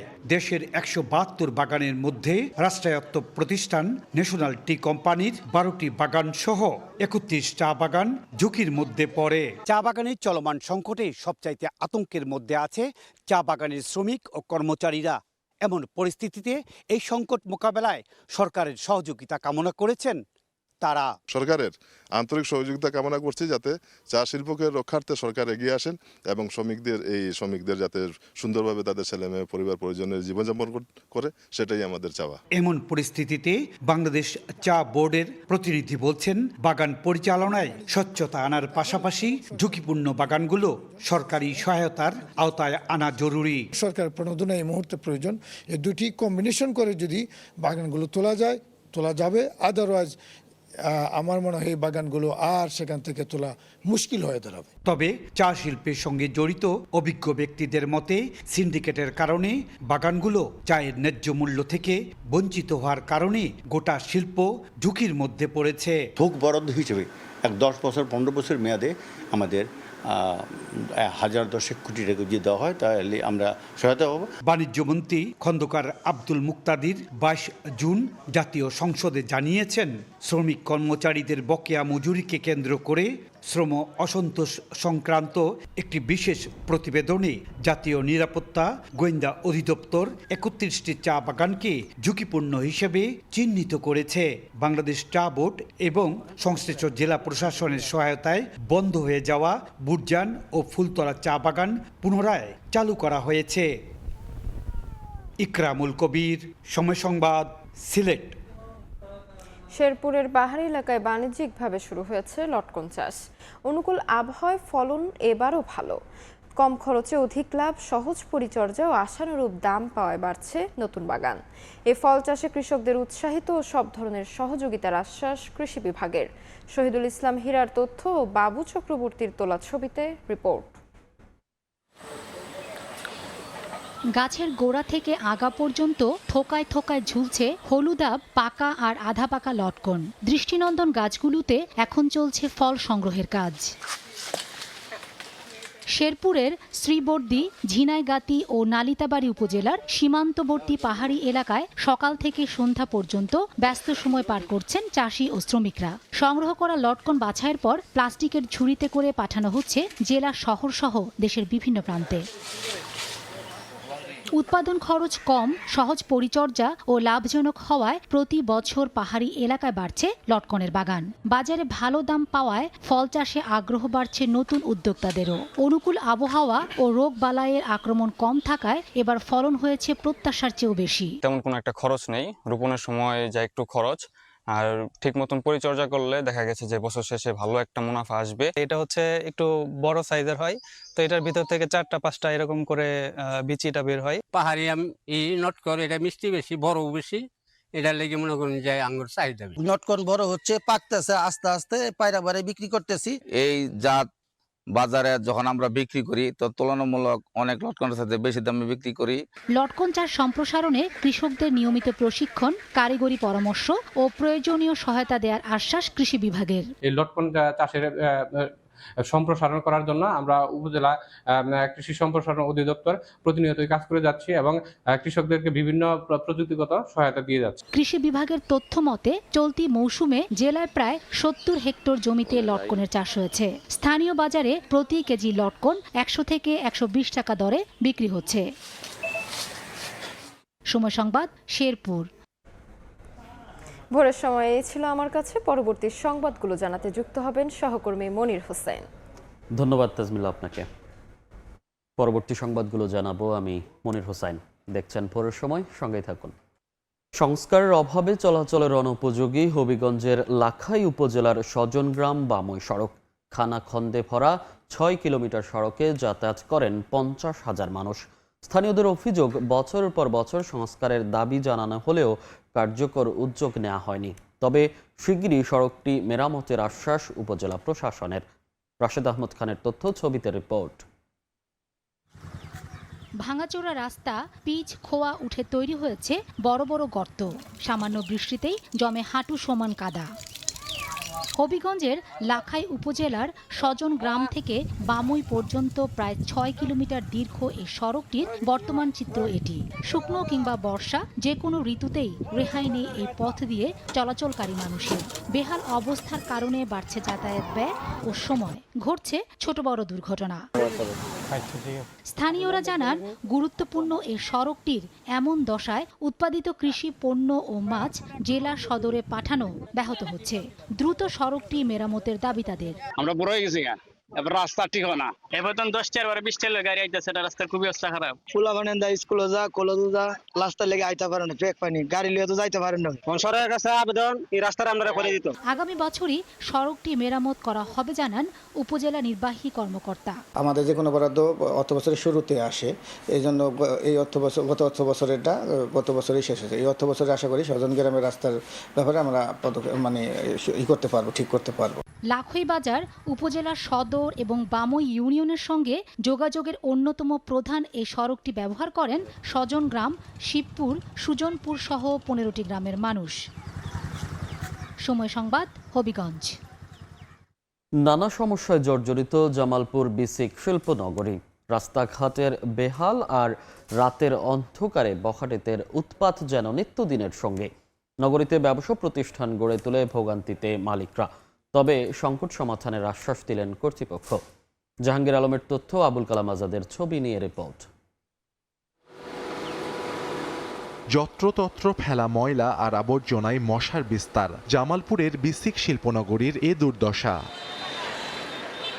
1980 সালে জামালপুর টাঙ্গাইল মহাসড়কের দাপনিয়া এলাকায় 197টি প্লট নিয়ে গড়ে ওঠে বিসিক শিল্পনগরী। শুরুতে 82টি কারখানা গড়ে উঠলেও বর্তমানে 12টিই বন্ধ। কারণ দীর্ঘদিন ধরে নেই রাস্তাঘাট সংস্কার কিংবা উন্নত করা হয়নি ড্রেনেজ ব্যবস্থা। এমনকি বাতির ব্যবস্থা না থাকায় নিরাপত্তারও ঝুঁকি রয়েছে। এতে দিন দিন কমছে শ্রমিকের সংখ্যা। মালামাল যন্ত্রপাতি নষ্ট হয়ে একের পর এক বন্ধ হচ্ছে কারখানা। পানি নিষ্কাশনের কোনো ব্যবস্থা নাই, আর যেগুলো ছোটখাটো নিষ্কাশনের ব্যবস্থা ড্রেন আছে, এই ময়লায় ভরাট হয়ে থাকে। আমাদের জামালপুর বিসিকে অনেক জায়গা খালি আছে, যেগুলোতে এখনো শিল্প প্রতিষ্ঠান হয়নি। জলবদ্ধের কারণে আর কেউ এখানে কারখানা করে না। পরিবেশ না থাকার কারণে অনেক মেল কারখানা বন্ধ আছে। তবে দ্রুত সব সমস্যা সমাধানের আশ্বাস সংশ্লিষ্ট কর্তৃপক্ষের। জামালপুরের সবগুলো প্লটই বরাদ্দ হয়ে গেছে। দুর্ভাগ্য যে কিছু কিছু কারখানা আমাদের ঋণ খেলাপির কারণে তাদের কারখানাগুলো বর্তমানে বন্ধ রয়েছে। আমাদের শিল্পনগরীর ভিতরে যদি কোনো সিক বা বন্ধ ইন্ডাস্ট্রি থাকে, এই ক্ষেত্রে এগুলা তারা কিভাবে নিরসন করা যায়, ইতিমধ্যে আমরা এই রিপোর্টগুলো আমাদের প্রধান কার্যালয়ে প্রেরণ করেছি। 26 একর জায়গা জুড়ে গড়া বিসিক শিল্পনগরী থেকে সরকারি রাজস্ব আয় হয় বছরে 100 কোটি টাকা। সময় সংবাদ, জামালপুর। সকাল থেকে জমে ওঠে মাছ ও সবজির বাজার। ভিড় করছেন খুচরা ও পাইকারি ক্রেতারা। বাজারের খবর জানাতে এই মুহূর্তে নেত্রকোনায় আছেন সহকর্মী আলপনা বেগম এবং ময়মনসিংহে আছেন উবায়দুল হক। সরাসরি প্রথমে যাচ্ছি আলপনার কাছে। গেল কয়েক সপ্তাহ পরে এই নেত্রকোনা জেলার যে মাছের বাজার রয়েছে সেই মাছের বাজারে মাছের সরবরাহ বেড়েছে, বাড়লেও দেখা গেছে যে সব ধরনের মাছের দাম বাড়তি রয়েছে। এখানে যে বিভিন্ন প্রজাতির এই দেশীয় মাছ রয়েছে অনেকদিন পর এবারেই এই বর্ষায় যে মৌসুমে এই প্রথম আজকে যে দেশীয় মাছের সরবরাহ বাড়তি দেখা যাচ্ছে। তো দেশীয় মাছের চাহিদা বেশি থাকায় মাছের দামও অনেক বেশি। দেখা গিয়েছে যে এ বাজারে যে মলা ঢেলা সহ চাপিলা এবং বিভিন্ন প্রজাতির দেশীয় মাছ রয়েছে সবগুলো 400 মানে 350 থেকে 400 টাকা। এখানে দেখা গেছে যে তাজা মাছ রয়েছে, ট্যাংরা মাছ বলা যায় যেগুলোকে, সেগুলো 500 থেকে 600 টাকা দরে বিক্রি করছেন ব্যবসায়ীরা। আর অন্যদিকে দেখা গেছে যে চাষের মাছ যেগুলো রয়েছে সেগুলো একেবারে দাম কম নয়, যেমন রুই রয়েছে 400 টাকা কেজি এবং কাতল রয়েছে 450 টাকা কেজি, তেলাপিয়া রয়েছে 300 থেকে 350 টাকা কেজি, অন্যান্য যে সিলভার কাপ এগুলো রয়েছে 250 থেকে 300 টাকা কেজি। আর অন্য মাছ যেগুলো রয়েছে, যেমন আমরা যদি বলি যে এই পুকুরের মাছ ছাড়া তবে মানুষ যেটি কিনতে চাচ্ছেন সেটি হচ্ছে তারা দেশীয় মাছের দিকেই তাদের নজর, কিন্তু দেশীয় মাছের চাহিদা যেমন দামও ঠিক আকাশ ছোঁয়া। তারপরেও অন্যান্য যে মাছগুলো রয়েছে যেমন কাতল, রুই, পাঙ্গাস, দেখা গেছে যে চিংড়ি মাছেরও পাওয়া গিয়েছে, তবে এখানকার যে চিংড়িগুলো সেগুলো চাষের মাছ আসে বাইরে থেকে, সেজন্য এই কিছুটা কম দাম রয়েছে। তো নেত্রকোনা যে জেলার যে মাছের বাজার, বড় বাজার, পাইকারি জয়ের বাজার, এই জয়ের বাজার থেকে আজকের যে দরদাম নিয়ে এই ছিল আমার কাছে সর্বশেষ। আমাদের ময়মনসিংহে রয়েছেন যে সহকর্মী ওবায়দুল হক, আমরা চলে যাব সেখানে সবজির বাজারের খবর জানতে। ওবায়দুল হক। ময়মনসিংহে সবজির বাজারে বেশ স্বস্তির খবরই বলা চলে। কিছু সবজির দাম 5 থেকে 10 টাকা বাড়লেও বেশিরভাগ সবজি কিন্তু স্থিতিশীল রয়েছে এবং প্রায় সব ধরনের সবজি কিন্তু 50 টাকার নিচে রয়েছে। আমি আজকে সকালে ময়মনসিংহ নগরীর সবচেয়ে বড় যে পাইকারি সবজির বাজার মেছুয়া বাজারে এসে যেটি দেখেছি যে এখানে সকাল থেকেই বেশ ক্রেতা বিক্রেতাদের হাঁকডাকে মুখরিত এবং এখান থেকে মূলত নগরীর বিভিন্ন খুচরা বাজার এবং যারা ভ্যানে করে বিক্রি করেন তারা কিন্তু এখান থেকে পাইকারি সবজি নিয়ে থাকেন। এখানে দেখা গেছে যে 5 থেকে 10 টাকা বেড়ে করলা বিক্রি হচ্ছে আজকে পাইকারি দর 40 টাকা, চিচিঙ্গা 20 টাকা, কাঁকড় বিক্রি হচ্ছে 20 থেকে 25 টাকা, মুখী কচু বিক্রি হচ্ছে 30 থেকে 32 টাকা, কাঁচামরিচ কিন্তু এক্ষেত্রে কিছুটা দাম বেশি, যদিও গত সপ্তাহে 55 থেকে 60 টাকা ছিল, আজকে কাঁচামরিচ বিক্রি হচ্ছে 70 থেকে 75 টাকা। পটলের দাম কয়েক টাকা বেড়েছে, 3 টাকা বেড়ে পটল হয়েছে 15 থেকে 16 টাকা বিক্রি হচ্ছে। শসার দাম কিন্তু 50 টাকায় বিক্রি হচ্ছে। এই শসা, ঢেঁড়স, বেগুন, কচুরলতি, পেঁপে, মিষ্টি কুমড়া এই সবজিগুলো কিন্তু দাম স্থিতিশীল রয়েছে। শসা যেটি বলছিলাম যে 50 টাকা, ঢেঁড়স বিক্রি হচ্ছে 30 টাকায়, বেগুন বিক্রি হচ্ছে 40 থেকে 50 টাকায়, কচুরলতি 20 টাকায় বিক্রি হচ্ছে। এছাড়া পেঁপে বিক্রি হচ্ছে 12 থেকে 15 টাকা কেজি, মিষ্টি কুমড়া বিক্রি হচ্ছে 25 টাকা কেজি এবং লেবু বিক্রি হচ্ছে কিন্তু প্রকার ভেদে 10 থেকে 20 টাকা হালিতে। এছাড়াও আলুর দরদাম, আলু 2 টাকা করে কমেছে। আলু হল্যান্ডের যে আলু সেটি 24 টাকা কেজি বিক্রি হচ্ছে। এছাড়া দেশি সাদা 28 টাকা এবং দেশি লালটা বিক্রি হচ্ছে 30 টাকা। সব মিলিয়ে সবজির বাজারে বেশ স্বস্তির খবরই রয়েছে, যদিও সরবরাহ কিছু ঘাটতি থাকায় কয়েকটি সবজির দাম 5 থেকে 10 টাকা বেড়েছে। এই ছিল আমার কাছে ময়মনসিংহ নগরীর মেছুয়া বাজার থেকে সবজির পাইকারি দরদামের সবশেষ খবর। সবজির বাজারের খবর জানতে সরাসরি যুক্ত ছিলাম ময়মনসিংহ থেকে এবং তার আগে মাছের বাজারের খবর জানতে নেত্রকোনা থেকে। ভোরের সময় আরও থাকছে ইউক্রেনের লুহানস্ক অঞ্চল নিয়ন্ত্রণে নেয়ার দাবি রাশিয়ার। ড্রোন হামলায় ক্রিমিয়ার 2টি বিমান ঘাঁটিতে আঘাত। কিয়েভকে সামরিক সহায়তায় ন্যাটোর ভেতরে ভিন্ন মত। দীর্ঘদিনের বন্দি জীবনের পর এবার নতুন ঠিকানা পেল সার্কাসে ব্যবহৃত হাতি বাদশাহ বাহাদুর। প্রধানমন্ত্রী তারেক রহমানের নির্দেশে বগুড়ার মহাস্থান এলাকায় হাতিটিকে প্রাণী সম্পদ অধিদপ্তরের কাছে হস্তান্তর করা হয়েছে। সেখান থেকে নেওয়া হবে ঢাকা জাতীয় চিড়িয়াখানায়। শাহাদুল ইসলামের ক্যামেরায় আব্দুল আওয়ালের রিপোর্ট। জঙ্গলের জীবন থেকে কবে কিভাবে শহরের বাসিন্দা হয়ে গেল বাদশাহ বাহাদুর তা কেউ জানেন না। সার্কাসের দলে মানুষকে বিনোদন দিতে দিতে অসুস্থ হয়ে মিলল ছুটি। এখন নতুন ঠিকানা ঢাকা জাতীয় চিড়িয়াখানা। প্রধানমন্ত্রীর নির্দেশে বগুড়ার মহাস্থান এলাকায় দীর্ঘদিন সার্কাসে ব্যবহৃত বাদশাহ বাহাদুর নামের হাতিটিকে ঢাকার জাতীয় চিড়িয়াখানায় স্থানান্তরের জন্য প্রাণী সম্পদ অধিদপ্তরের কাছে হস্তান্তর করা হয়েছে। শনিবার রাতে শিবগঞ্জের মহাস্থানগড়ের একটি স্থানীয় মাদ্রাসা মাঠে আনুষ্ঠানিকভাবে হাতিটি হস্তান্তর করেন উপজেলা নির্বাহী কর্মকর্তা। পর্যাপ্ত খাবার ও পরিচর্যার অভাবে হাতিটি অসুস্থ হয়ে পড়ে। বিষয়টি স্থানীয় গণমাধ্যমে প্রকাশিত হলে প্রধানমন্ত্রী তারেক রহমানের নজরে পড়ে। এরপর হাতিটির সুস্থতা নিশ্চিতে ঢাকা চিড়িয়াখানায় স্থানান্তরের নির্দেশ দেন তিনি। প্রধানমন্ত্রী যেহেতু বলছে, নির্দেশনা দিছে, প্রতিমন্ত্রী যেহেতু নির্দেশনা দিছে আমাকে হাতিটা বন বিভাগে দেওয়ার জন্য, উন্নত চিকিৎসার জন্য নিয়ে যাবে। আমরা আসলে হাতিটাকে ট্রেস করতে পারতেছিলাম না। মিশা আলম স্যার এবং মানে নিজস্বভাবে তার সঙ্গে কথা বলার পরে উনি মোটিভেটেড হয় এবং এই বিষয়ে তাহলে আমাদেরকে হাতিটির যথাযথ স্থান এবং আমাদেরকে লোকেশন বলে। আমাদের প্রাণী সম্পদ অধিদপ্তর অফিসারদের মাধ্যমেই আমরা চিড়িয়াখানায় যাব। চিড়িয়াখানায় প্রয়োজনীয় চিকিৎসা, পরিচর্যা ও প্রাকৃতিক পরিবেশে হাতিটি সুস্থ নিরাপদ জীবন ফিরে পাবে বলে আশা উপজেলা নির্বাহী কর্মকর্তার। হাতিটি উন্নত চিকিৎসা এবং ভালো জীবন যাপনের জন্য প্রাণী সম্পদ অধিদপ্তর এবং বাংলাদেশ জাতীয় চিড়িয়াখানা কর্তৃপক্ষ বরাবর তিনি হস্তান্তর করেছেন। এই হাতিটি জাতীয় চিড়িয়াখানা বরাবর চলে যাবে। জাতীয় চিড়িয়াখানায় নতুন ঠিকানা পাওয়া বাদশাহ বাহাদুরের বয়স 18। আব্দুল আউয়াল, সময় সংবাদ, বগুড়া। পিরোজপুরে নিখোঁজের 8 ঘন্টা পর বালেশ্বর নদী থেকে জেলের মরদেহ উদ্ধার হয়েছে। শনিবার সকালে জিয়ানগর ব্রিজ সংলগ্ন নদীতে ট্রলারে মাছ ধরতে যাওয়ার প্রস্তুতি নিচ্ছিলেন মাহবুব ব্যাপারে। প্রত্যক্ষদর্শীরা জানান অসাবধানতাবশত ট্রলার থেকে নদীতে পড়ে যান তিনি। এরপর থেকে নিখোঁজ ছিলেন। স্থানীয়রা তাৎক্ষণিকভাবে উদ্ধার অভিযান শুরু করলে পরে যোগ দেয় ফায়ার সার্ভিস ও নৌ পুলিশের ডুবুরি দল। প্রায় 8 ঘন্টা পর বিকেলে জিয়ানগর ব্রিজের 3 নম্বর পিলার সংলগ্ন বালেশ্বর নদী থেকে উদ্ধার হয় মাহবুবের মরদেহ। সুন্দরবনে হরিণ শিকারের ফাঁদ সহ 4 শিকারীকে আটক করা হয়েছে। শনিবার চাঁদপাই রেঞ্জের মৃগাবাড়ি খাল সংলগ্ন এলাকা থেকে তাদের আটক করা হয়। এ সময় উদ্ধার করা হয় হরিণ শিকারের অসংখ্য ফাঁদ ও কাঁকড়া। বন বিভাগ জানায় দীর্ঘদিন ধরে সুন্দরবনে হরিণ শিকার করা হচ্ছে এমন খবর পেয়ে শুরু হয় অভিযান। গ্রেফতার করা হয় ফরিদ হাওলাদার সহ তার সহযোগীদের। আটক শিকারীদের বিরুদ্ধে বন আইনে মামলা দিয়ে বাগেরহাট আদালতের মাধ্যমে কারাগারে পাঠানো হয়েছে।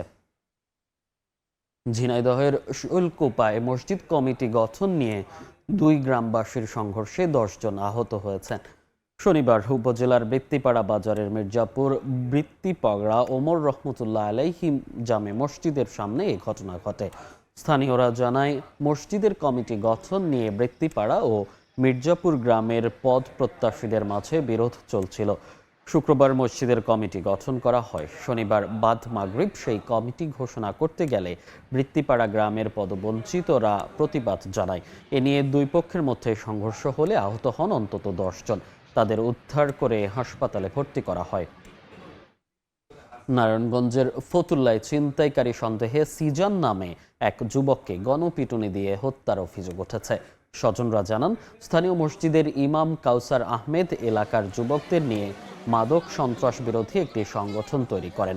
কাউসারের নেতৃত্বে ওই সংগঠনের 30 থেকে 40 জন সদস্য জিসানের বিরুদ্ধে মোবাইল ছিনতাইয়ের অভিযোগ এনে বাসা থেকে তুলে নিয়ে যায়। পরে শারীরিক নির্যাতন করলে গুরুতর আহত অবস্থায় তাকে পরিবারের কাছে ফেরত দেয়। স্বজনরা মুমূর্ষু অবস্থায় জিসানকে হাসপাতালে নিলে চিকিৎসক মৃত ঘোষণা করেন। নারায়ণগঞ্জে আনন্দ ঘন পরিবেশে রোটারি ক্লাব অব রাজধানী সোনারগাঁওয়ের 26তম অভিষেক উদযাপন হয়েছে। শনিবার রাতে নগরের সিটি পার্কে অনুষ্ঠানের আয়োজন করা হয়। শুরুতেই 2026-27 অর্থ বছরের জন্য ক্লাবের নির্বাচিত নতুন কমিটির সবাইকে পরিচয় করিয়ে দেয়া হয়। পরে বক্তারা তুলে ধরেন বিগত বছর ক্লাবের পক্ষ থেকে স্বাস্থ্যসেবা, শিক্ষার মান উন্নয়ন, দারিদ্র্য বিমোচন, বৃক্ষরোপণ সহ বিভিন্ন সামাজিক ও মানবিক কর্মকাণ্ড। জানান ভবিষ্যতে বড় পরিসরে আরও বেশি কর্মসূচি পালনে প্রতিজ্ঞাবদ্ধ রোটারি ক্লাব অব রাজধানী সোনারগাঁ।